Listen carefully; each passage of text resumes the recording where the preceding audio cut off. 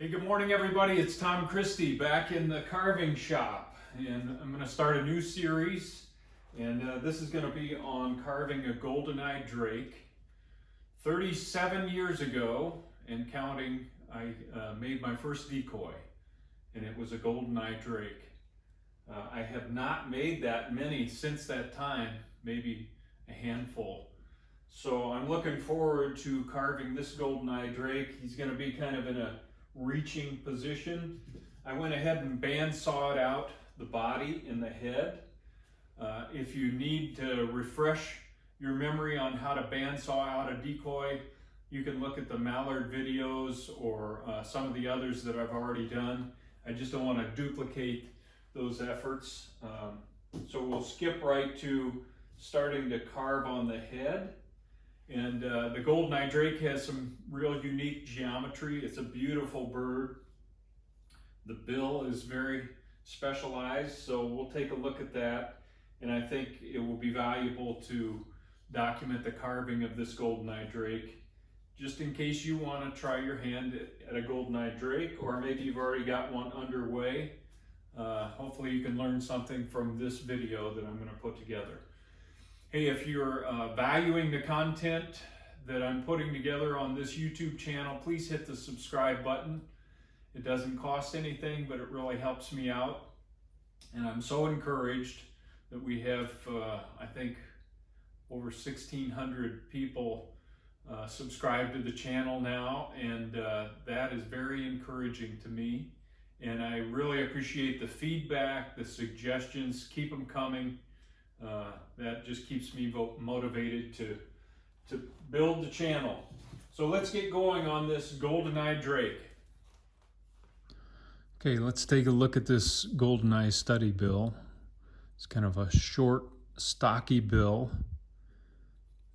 You can see the nostril openings are further down the bill, farther away from the face than like a mallard.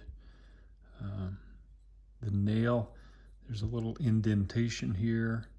You can see the nostril openings are quite spaced apart, quite wide from the top. So we're going to want to duplicate all those things in the carving that we do.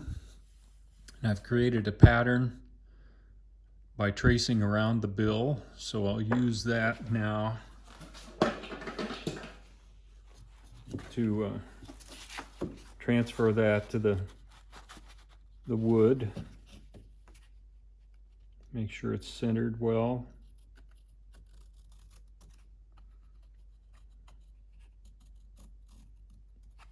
I'll do that above and below.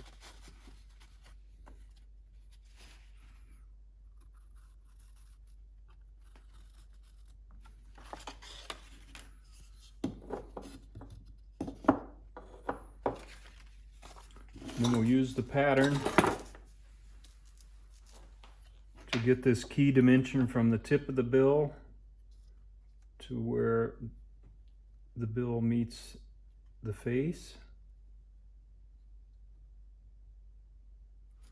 Transfer that to the wood by drawing a little arc.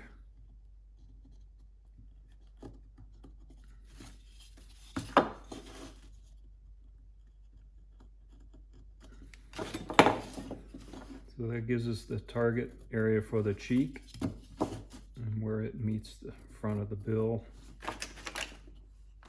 We'll do our layout work here to transfer those lines to the top. And I use the cut lines from the bandsaw to give me nice guidance.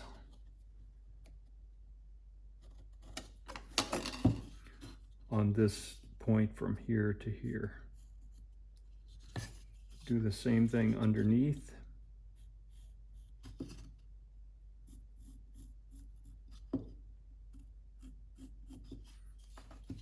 And then we're going to want to cope the profile from the top, going from where the bill meets the cheek back a little past the eye. And then if you've seen my other videos, I like to transfer where this line comes back to the top of the head. Just give myself a guideline straight up and down in whatever position the head is going to be in, so that when we do these coping saw cuts, see that comes down right to there. So I'm just going to rough in that on this side as well. Sketch in the cheek. Here's the eye groove, the cheek, and on this head, the cheek is gonna, the neck is gonna go down a little bit from the widest part of the head. So I'm gonna wanna come back to about here to leave all this material on the cheek intact. So from the top, then I'm gonna sketch. We don't want a super sharp point here, so I'm just gonna give it a kind of a rounded look. This is kind of the fluffy part of the head, so it narrows definitely, but not necessarily to a razor point back here. And now we'll use the coping saw. One other thing I want to do before we do that is establish where the neck should be. I'm going to assume this is kind of a circular neck, so I'm looking for the center point here with my dividers. That looks about right.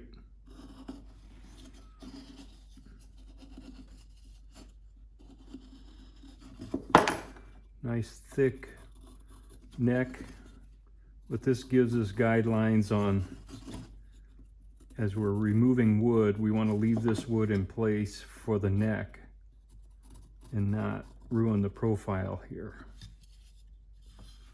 Now we're ready to do some cutting.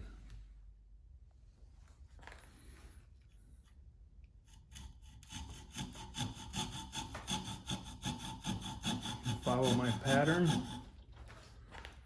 Checking down underneath to make sure my coping saw is square and I'm not undercutting or overcutting the lower profile. I'm just going to cut down to this point. We slow up when we get to there so we don't take off too much. And again, I like to go in from the side on my guideline.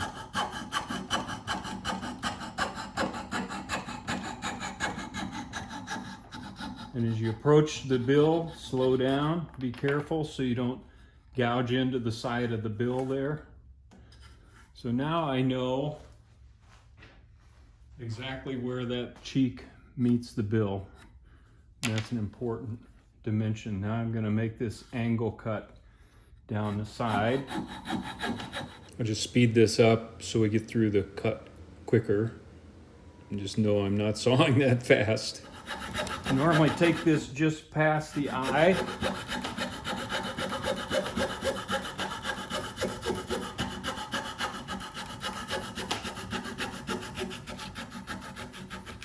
Kind of working to my guideline down here. I'll do the same thing on the other side. And then we'll get these back areas cut. Now to make these two cuts to take off wood in the back, I'm going to go to the bandsaw. I have a nice flat surface with the neck there, and I can just zip off those two pieces.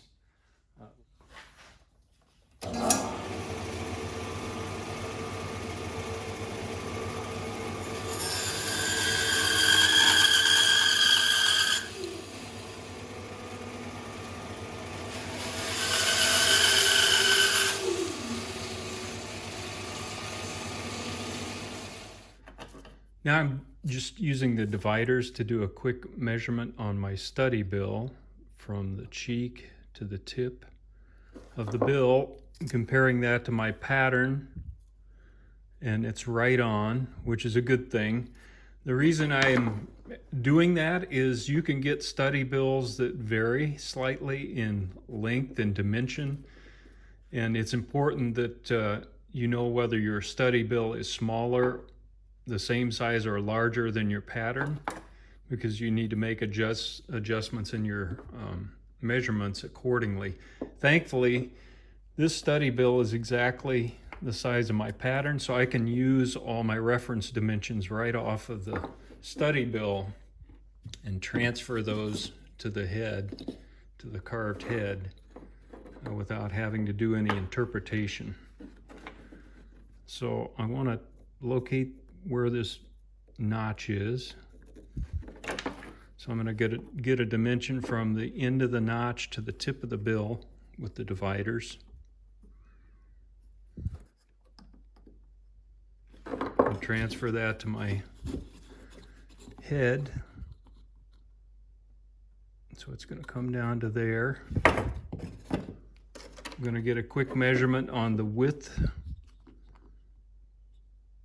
It looks like that notch is a 1/2 inch wide. So I'm going to transfer that.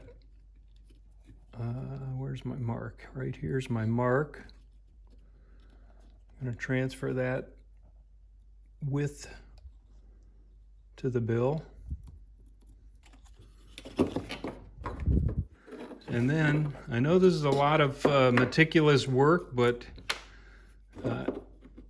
it'll save you a lot of effort later if you get these dimensions right to begin with, because your bird is going to look like the real thing and not some variation on it. So I'm getting a measurement from the tip of the notch up to that bill area, and I want to transpose that in roughly where my marks were, right on. Then I'm going to pay attention to the shape of this V notch, and in the Goldeneye, it's very much a V shape. So transfer that over.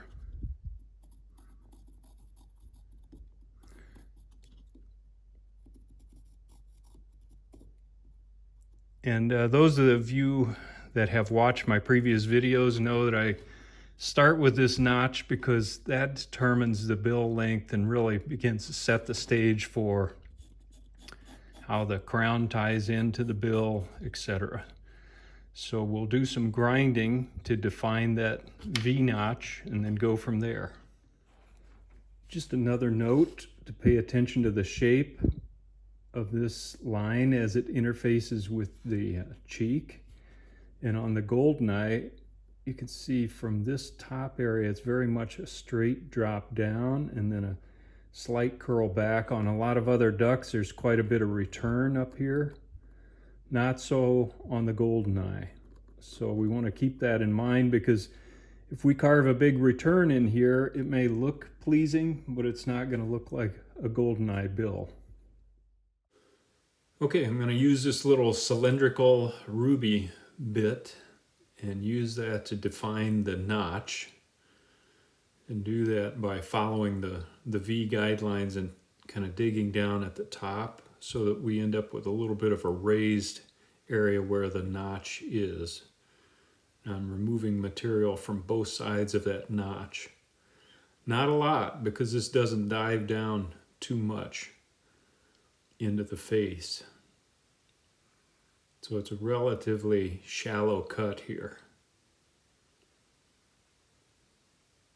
I'll speed this up.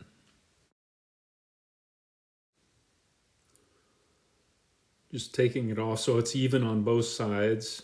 There's symmetry there, and you can see I haven't dug that down too far. All right, back to a little layout work. We got the notch defined. I know from my pattern that the crown is 1.5 inches or 1 3/4 wide, so 7/8 on each side. So I've got those lines established, and now I can pull those right into the notch area. And then in the back, kind of fade those out, again, not to a sharp point back here. Things narrow down in the back. And then I've reestablished the cheek area on both sides. Another characteristic of the Goldeneye, I want to carve this in a puffed up head condition. Makes it a beautiful big puffy head, and in that condition, as opposed to if the bird was diving and his head is wet and all the feathers are slapped down, if the head is dry, it's nice and puffy. There's going to be kind of an undercut area here, and this line continues on back to the crest, if you want to call it that, back here. So I'm going to have to remove wood out of here on both sides, but leave it intact above this line, and then we can kind of round into that area. So I'm going to use a grinder and start removing wood, leaving the cheek intact, taking wood off the top here on both sides, and then down here below. Now I'm going to use this 3/4 inch kind of round-nosed cylindrical saber-tooth burr and begin removing material,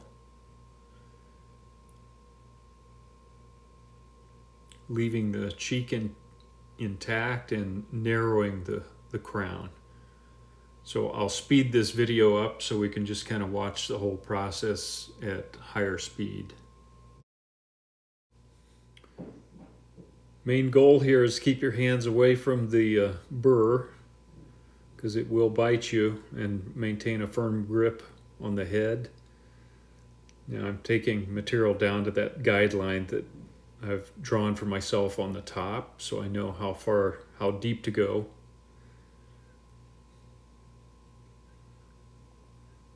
And then as we go around the back, I'm kind of defining the cheek as we go,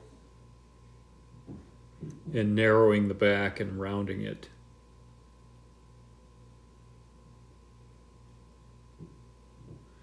Doing a little rounding of the bill while we have this bit, not too much. And now I'm going to work in that neck area and very carefully take that area down to hit that guideline, the circle guideline below,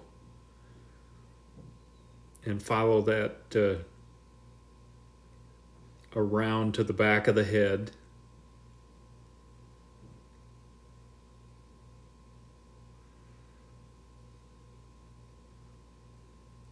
Now I'm going to use that same bit to round things in general.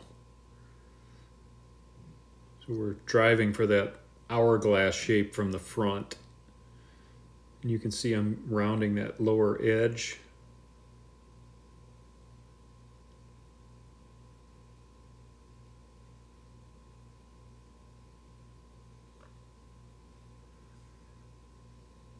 Starting to take shape.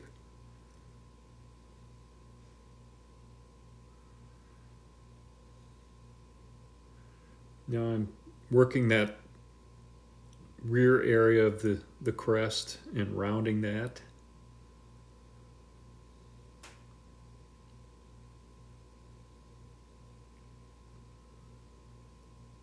I'm going to do the same thing on the opposite side. So quick look at the carving from the front. We've kind of got it roughed out. We've defined this puffy head and the neck down below diameter. Now I want to work on the bill a little bit more, so use the dividers, get a dimension back to the junction between the upper and lower mandible there. Transfer that to the wood on both sides.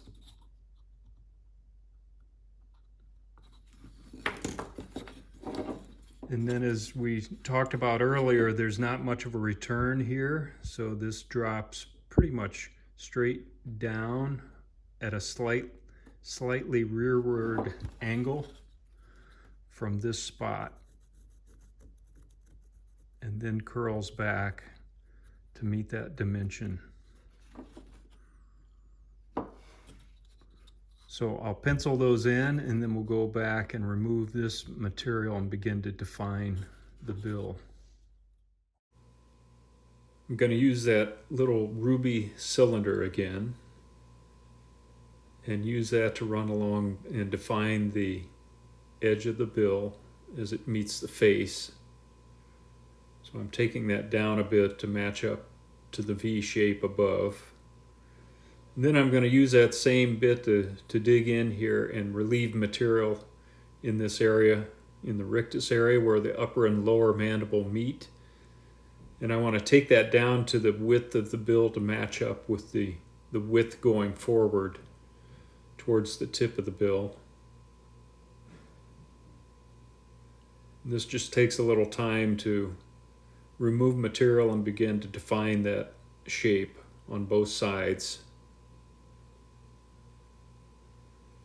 This particular ruby bit has grit on the end of it too, which I really like because you can use it like an end mill and use both the end and the side of the ruby bit to do carving. I'm going to speed this up now. Now I'm going to change ruby bits and go with that triangular shaped bit. And I put that on the edge there to remove any remaining material in the bit. So now I'm just using it to round back into the bill and take some more material out down below so it kind of matches up.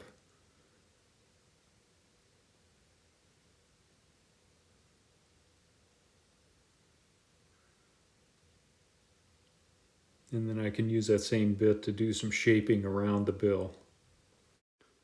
Now I want to pencil in my guidelines again just to keep those in front of me. That helps me visualize how the bill is looking. And then we're going to use the calipers again, or the dividers, to mark the area where the upper and lower mandible meet. And then I've given myself a pencil guideline, and we'll use our knife here. Put a mark there, and I'm going to carefully take my knife. By the way, when you're making this cut, it's real easy to push too hard and just push all the way through and take off too much wood. So you really want to lighten the pressure as you get close to the edge here so that you don't dive down too deep. Now I'm going to go from the side, try to keep this in the video. Make a cut down in this direction, like that. And then go down below, pick up that line where I cut up above, and again, multiple times score this until that little triangle of wood can be removed. I'll do that on both sides, and then we'll do some work to clean this area up. Now I'm going to use that little pyramid-shaped ruby bit and just work around this area and remove material and blend that into the lower mandible so that it looks natural. I'll speed the video up here. You can see I'm kind of digging in with that and then removing material to blend it in.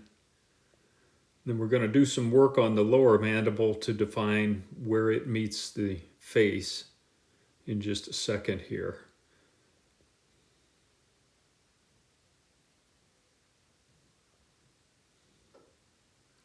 So I'm going to use the knife to cut back and just cut a little slice out of there to define where the lower mandible meets the face on both sides,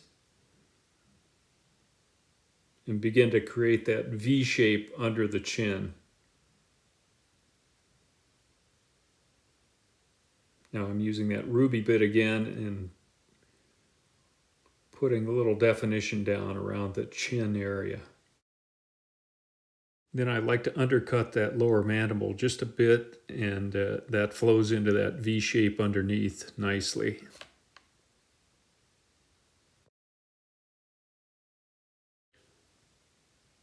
Okay, that's shaping up. Now I want to use that same bit and do a little bit of rounding on the bill and get that a little more rounded than it is. Begin to shape that up for detail later.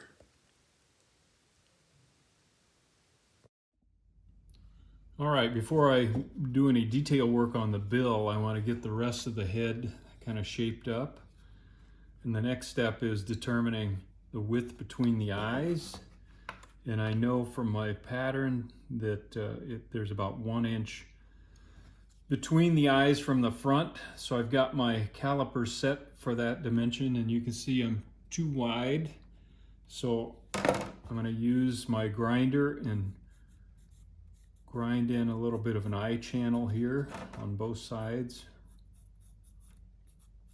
And I'll use my drilled hole as a guideline for where to do that.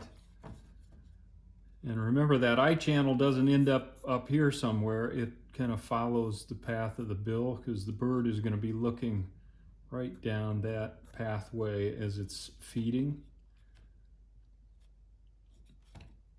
So I'll use this bit and take some wood out here until I get the proper width from the front of those eye channels.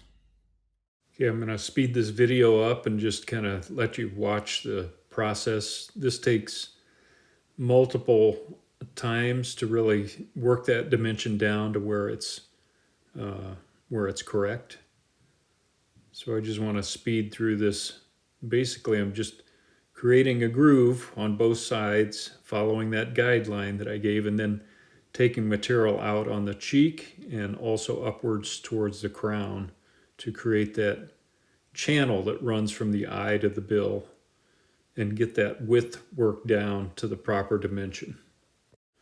Try to keep everything as symmetrical as possible from side to side, and checking once again, and I'm right where I want to be. Now that the dimension is set, I can round the crown, and I'm going to use a 3/4 inch round nose saber-tooth burr and just round the crown from both sides to the center. So I'll speed this up and we can just watch this quickly.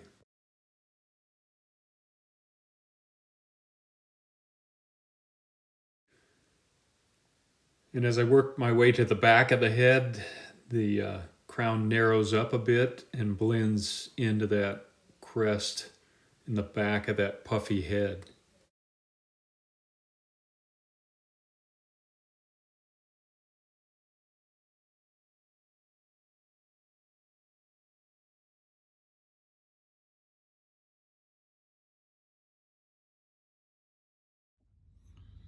All right, we've got the head rough shaped. I'll give you a shot of that from the front. You can see that hourglass shape. We've got a little of that puffy head defined, the neck defined. Now I'm just going to take the sanding drum. I've got about 150 grit on here, and do just a rough sanding before we start any of the detail.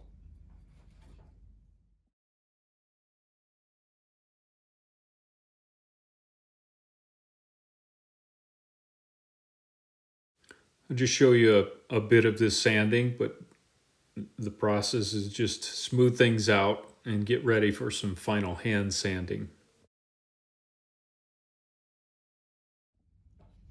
Just going back now with, this happens to be 80 grit, just doing some hand sanding to smooth things out and hit the spots the drum couldn't smooth out. And then I'll do a final sanding with probably 150 to finish the roughing of the head.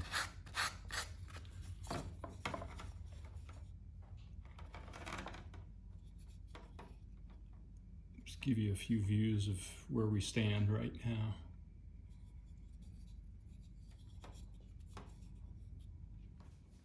All right, I think we'll call that a wrap on session 1 of carving the Drake Goldeneye. We've got the head roughed out, shaped up nice. In session 2, we'll move into the details on the bill and probably insert the eyes. In session 2, maybe a few more face details. But as my grandsons Max and Ray like to say, Papa, it's time for lunch. So we don't want to forget that part of carving. See you in session 2.